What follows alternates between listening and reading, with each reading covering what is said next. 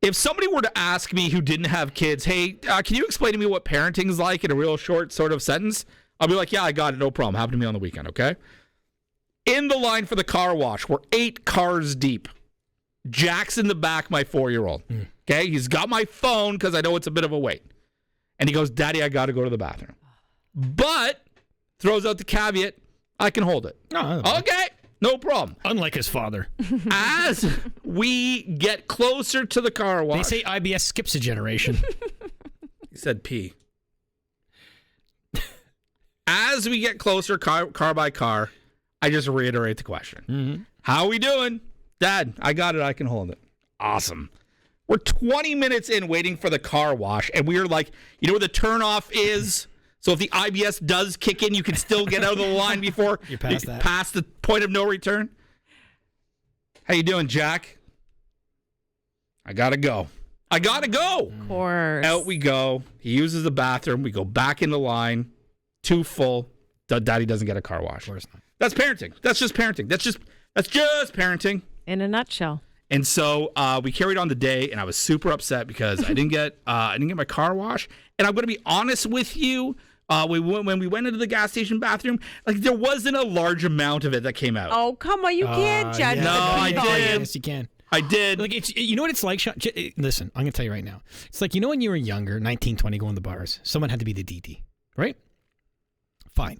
I'm the DD. I want everyone to be frickin' smashed, okay? Oh, I see. To make it worthwhile. Correct. And so to see a couple dribbles come out, and we just lost a spot in the car wash, like you could have, honestly, you're in a car wash, you could have done it in the car wash, clean your underpants, and we'd be all good to go.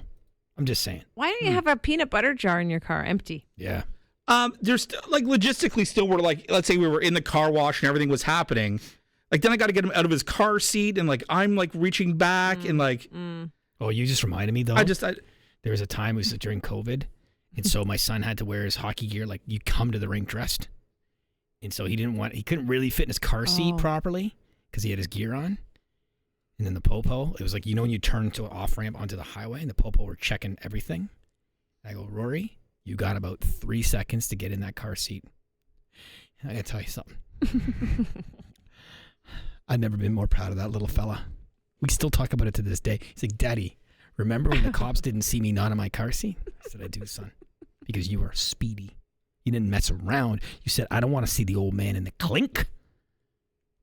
I don't know where I was going with that. I just thought I would share that story. That's a good story. That's a good story. Your kid let you down. His didn't. Yep. That's true. That's also parenting. Just when you think your kid is annoying, they do something beautiful like get you out of the trouble with the cops. That's right. But the rise point, if he went on like a 3.5 minute urine session, I'd be like, it's totally worth it. It's worth not getting it done. I was just disappointed that he just couldn't hold it for 5 more minutes. But to me, that's parenting. But also part of parenting, correct me if I'm wrong, is also navigating the pet thing. Do we get a pet? Do we not get a pet? How do we do all this kind of pet stuff? How do we accidentally lose the pet and they cry for a week, but we get over it? Sure. How does Daddy said, I really tried to look for it, but really I was at the bar while a coyote was probably ripping the cat apart. I know. I said, listen, I can tell you one thing, guys. The cat's not in the pub. We lost 2 cats. And so that's not a lie. We heard our cat get eaten by coyotes. Oh, my God. That's a parenting moment. This podcast brought to you by PETA. That's nature. That And is it's nature. and it's life. Okay. So it says to your kid, you have the opportunity to become the coyote and not the cat. Stay in school. So let me read you this article first before we get into some of the best pets for kids, okay? Okay. So to me, this is such pet 2025. Like it's so, like you just can't leave pets alone, right? Like a dog isn't good enough. Now you got to go do this, okay? And tell me if you're on board with this. A new startup wants to create genetically modified pets where the reaction to the modification is they glow in the dark. Oh, wow. Beautiful. The Los Angeles project aims to create more desirable pets than what we have now at your disposal. Through genetic engineering, it has plans to create glow-in-the-dark, hypoallergenic cats, dogs, and rabbits. And they're talking about actually one day genetically modifying legit, straight-up unicorns. Oh, wow. The animal of Scotland, by the way. Interesting side note. Yes. Biohacker Josie Zahner, who in 2017 injected herself with the gene editing tool CRISPR during a conference and live streamed it. I feel like this person needs to be stopped. The reason why, okay, let's go to the glow in the dark. So a glow in the dark cat or dog, you're saying, right? Yes. Or rabbit. Okay, I'll tell you what Which is not a pet, by the way. Wouldn't mind as that. You get up in the middle of the night, you have to go to the pee-pee room, right? Mm-hmm. You don't want to turn on the lights on. It's too bright. You don't want to get up your own eyes. You take your phone in, right? That's what I do. Yeah. Just to have your little kitty cat hang out in the bathroom all night, just in case you just need a little bit of light. Hit the toilet I bowl. love the idea. For a kid that's scared of the dark, go sleep with Rex. Good idea. Zahner says the Los Angeles project is all about making animals that are, quote, more complex and interesting and beautiful and unique than the ones that currently exist. It doesn't sound like there's a downside. Who has put this on her to determine that the cat and dog that you now have, or salamander or whatever, are not? I feel like you shouldn't mess with it. Don't mess with the animals. Well, you do with food all the time. Can you imagine our ancestors didn't have spray on cheese, right? That's true. Right? Yes. We do because it's genetically modified. In fact, What about a dog that shits spray on cheese? Oh, I love it. Yeah. What? A dog that shits Cheese. spray on or cheese. Queso. Queso. Little chihuahua. Stupid. And if you had a unicorn, tell me that's not show and tell right there. Listen. Cool? I want the first unicorn on my street. Do you remember the show? What was it called? It was on MTV, and it was like my Sweet 16 birthday. Yeah. And everybody tried to outdo them with these huge things. Where like, I don't know, Lil Wayne was playing at your birthday or whatever, right? I feel like unicorns are just going to be for the elite. I don't disagree. Little Stormy Kardashian's going to have the first one. You're not going to the Clarington Fall Fair and riding a unicorn. Right. It's not going to be for us. Eventually. No, it won't. I tell you right now, there's times as a parent where I'm so tired, I wish a unicorn would spear me in the heart. That'd be a hell of a way to go. Then why don't you get a narwhal as a pet? They'll stab you in the face. Bye. Wasn't that a narwhal that's in Bye, buddy. Help you find your dad. Hey, buddy. But remember French bulldogs a while ago were getting kidnapped for ransom? Right. Imagine the ransom on a unicorn. Yeah, right. So dangerous. I've always put my flag in the hill of there are only two pets in the world. One is a cat, one is a dog. Any other animal that you have in your house is not a pet. It's just not. I'm sorry. Salamander? Done. Beta fish? Can we? Nope. Zero. Cat and dog. Budgie. Period. Okay. According to the website petmd.com, if you have kids within these ages, they have determined the best pet for this age. Oh, I love it. All right. Okay? Best pet for kids 4 to 7. Right in Garbutt's wheelhouse. Bunny. Nope. Can we guess? Sure. Goldfish. No. What's that? Chinchilla. No. Those are cool. No, my friend had one. Oh, yeah? They're beautiful pets. Chinchilla. Or ferret. Maybe it was a ferret. Ferrets. Sorry, it was a ferret. It was a ferret. Gross. Ferrets stink. Oh. I would call mine Ferret Bueller. Another neighbor of mine had pet skunks. Stop. They didn't. They take the stink out. Yeah, you could get the stink sack removed. Yeah. No. They did. They had pet skunks. They didn't have pet skunks. They had skunks as they did not have a pet skunk. They did. No, they didn't. They may have had skunks in their barn, but they didn't have pet skunks. Could you replace the sack with a nice smell? So every once in a while. Like a Febreze? Yeah, like this skunk is brought to you by Febreze. For your teenage son. Right. And then you smell Febreze like on the street. You're like, oh, Junior got run over. Best pets for the kids age 4 to 7. Parakeet and a crested gecko. Parakeet? Aren't they loud? Listen. PetMD.com. It's got MD in the name. I'm not. What do you want from me? Parakeet's a bird, right? Yes. Best pets for kids ages 8 to 11. Rats. Stop it. Yes. Stop it. Canaries and finches. And guinea pigs are the 3. Why a rat? They're supposed to be very good pets. I had one of the kids on the hockey team had a pet rat. What do They're you do with them? smart, and you can train them, and they crawl on your shoulder. Oh, I would throw up. It's the long, skinny tail. That's what gets you, right? I know. Best pets for kids ages 12 to 15. Some of the ones that you would know, including rabbits, cats and dogs, a bearded dragon, which my Instagram algorithm every once in a while will go to when bearded dragons shed their skin, and people are ripping it off. Oh my, I can't get enough of it. I love it. I love it. I love it. That's it.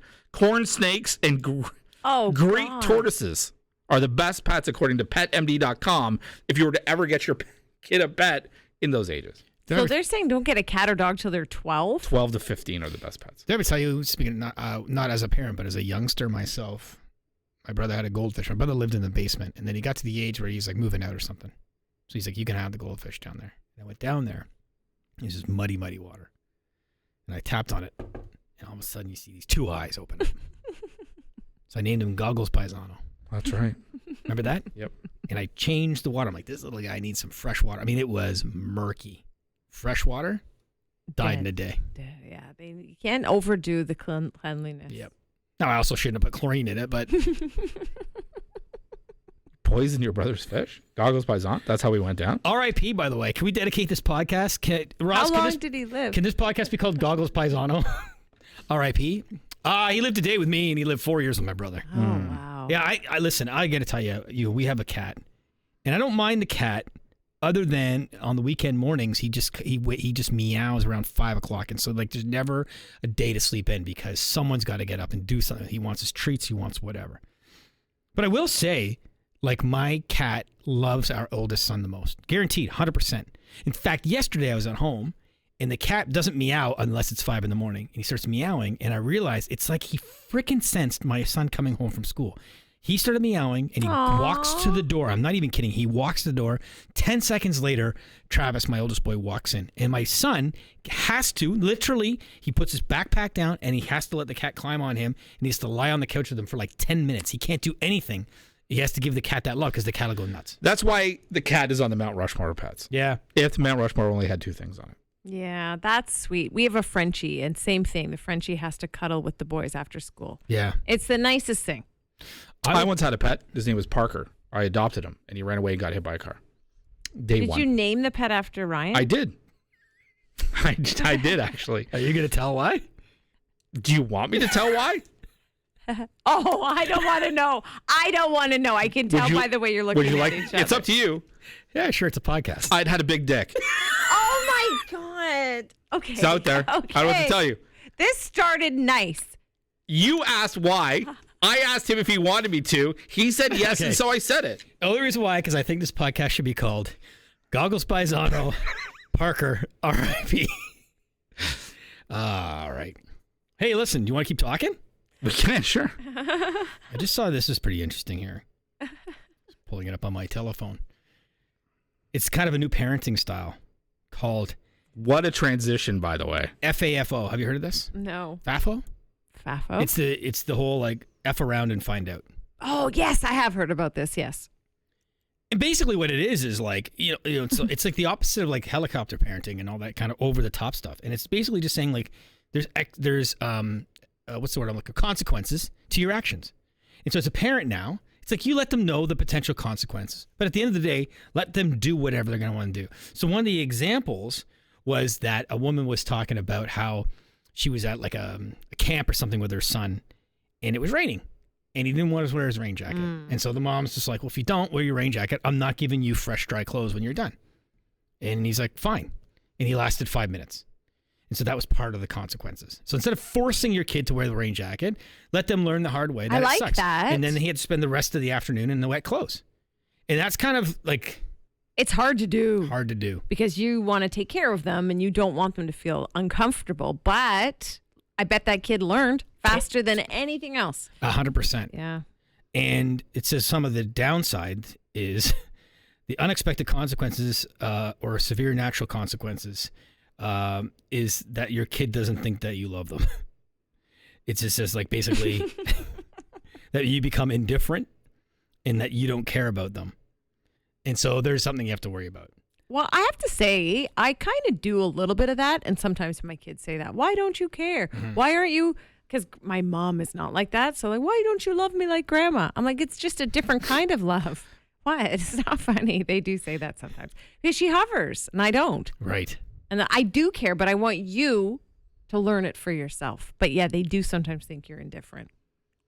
For me, it's like my oldest daughter is like, hey, can you help me put on my socks? And I'm like, no, I can't. You're 6. I can't help you put on your socks. Is that okay?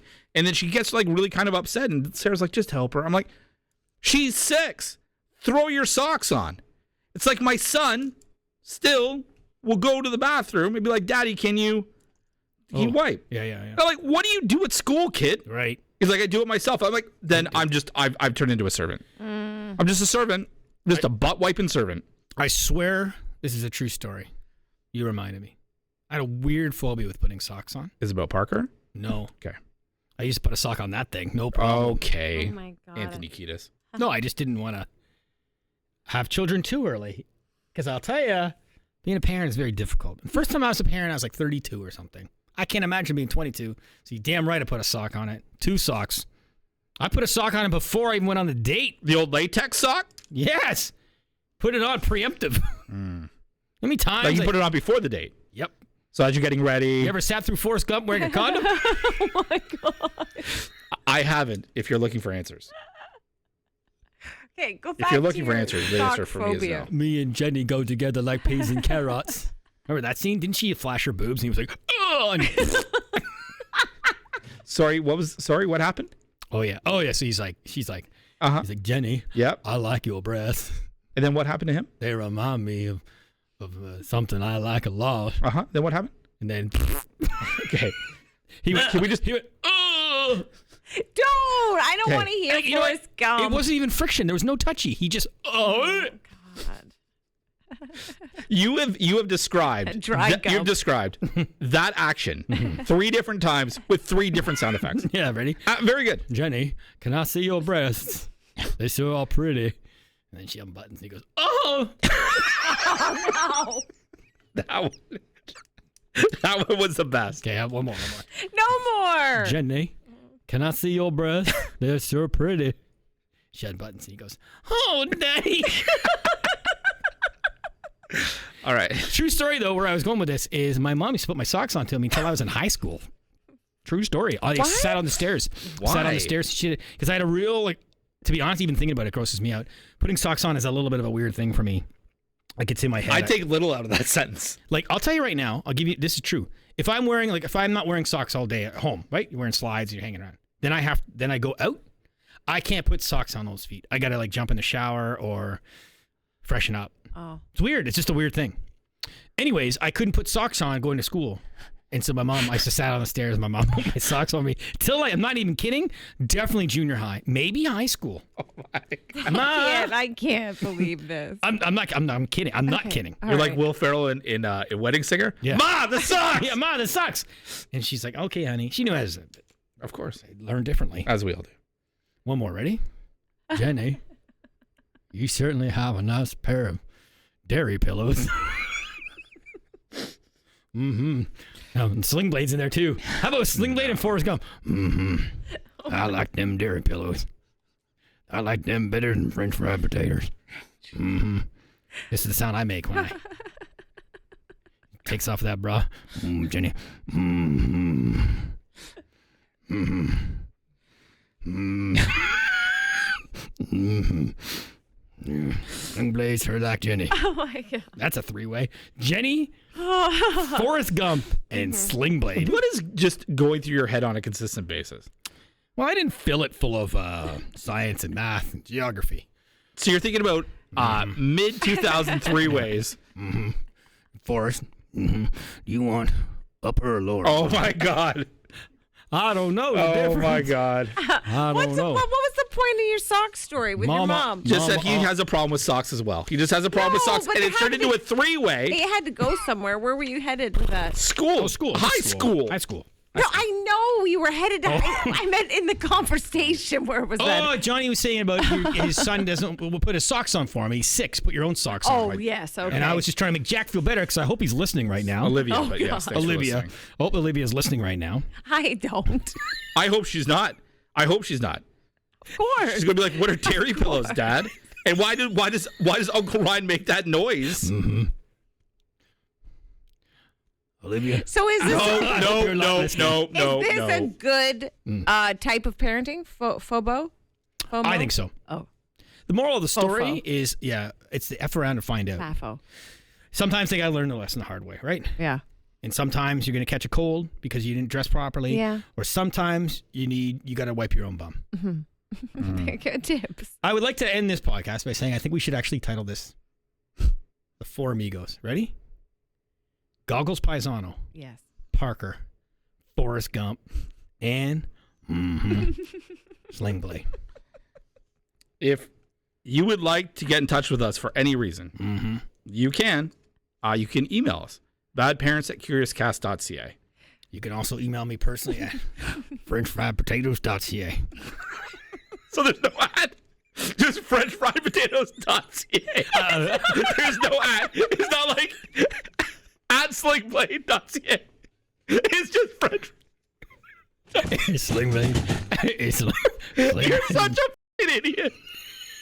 I know, I'm in character. Sling Blade wasn't exactly You what were it was. using the accent when you used the freaking out. It's like .ca. No ad. How long is the fucking whipping around?